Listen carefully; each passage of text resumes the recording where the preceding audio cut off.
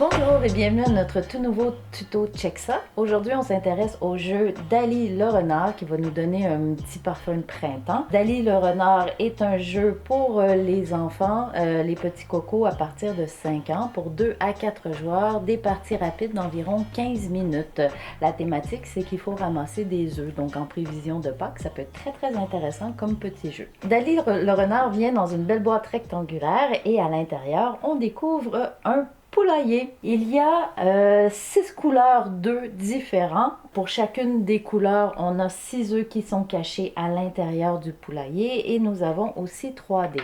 Ce qui est génial avec Dali le renard, c'est que c'est du matériel interactif. On va lancer les dés à l'intérieur de la cheminée ici et on va pouvoir, une fois qu'on a choisi les œufs, peser comme si c'était un piano sur chacune des touches pour faire descendre l'œuf, le réserver si on gagne. Mais comment on les gagne, Benjamin? Explique-nous les règlements, s'il te plaît. On va donc interpréter Dali, le renard, qui va essayer de voler des œufs à un fermier. Comment est-ce qu'on attrape les œufs? C'est assez simple. On a avec nous 3 dés. Il y a 2 dés œufs et un dé fermier. En début de tour, un joueur va donc mettre le dé dans la cheminée à dés, regarder les résultats et placer les dés sur les couleurs correspondantes. Par exemple, moi j'ai un dé œuf qui est bleu, je vais le mettre ici. Un autre dé œuf qui est jaune, je vais le mettre là.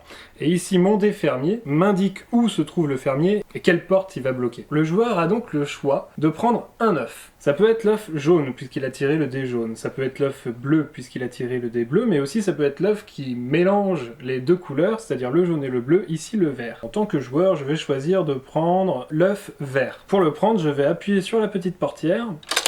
Et là, mon œuf vert est réservé pour moi. Ici, j'ai le choix. Soit je récupère l'œuf, soit je décide d'en prendre un deuxième. Je relance les dés.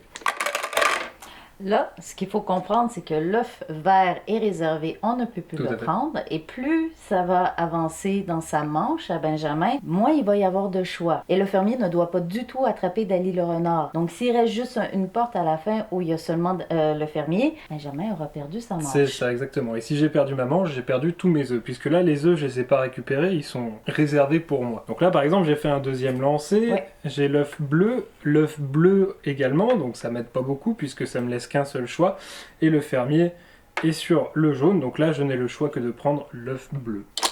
Benjamin, est-ce que tu continues? Tu as 2 œufs réservés, tu as de moins en moins de portes libres. Ouais. Est-ce que tu continues? Ouais, j'ai le sens du jeu, je vais y aller. D'accord.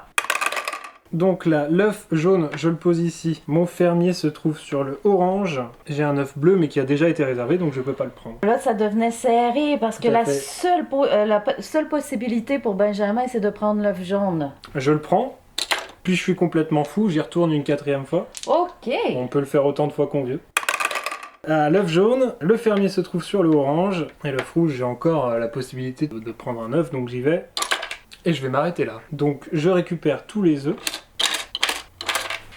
J'ai donc 4 œufs avec moi, ça va être au tour de Virginie. Le premier joueur à arriver à 10 œufs a gagné la partie. Ça résume le jeu Dali le renard. Un jeu interactif avec le matériel, on pèse sur les portes, donc aussi un petit peu de dextérité fine à ce niveau-là. Il y a un côté éducatif avec les mélanges de couleurs. Le jaune et le rouge, ça peut donner du orange. Il y a aussi un côté jugement, développement du jugement et aussi de savoir quand s'arrêter dans la partie pour avoir le plus de chances possible de ramasser les œufs sans être pris par le fermier. Donc, ça développe plusieurs petites habiletés cognitives chez les enfants tout en étant très amusant avec le matériel interactif. Avec le printemps qui s'en vient, avec Pâques qui s'en vient aussi, ça peut être très intéressant de jouer avec vos petits cocos à ce jeu de petits cocos. À la prochaine pour un autre tuto!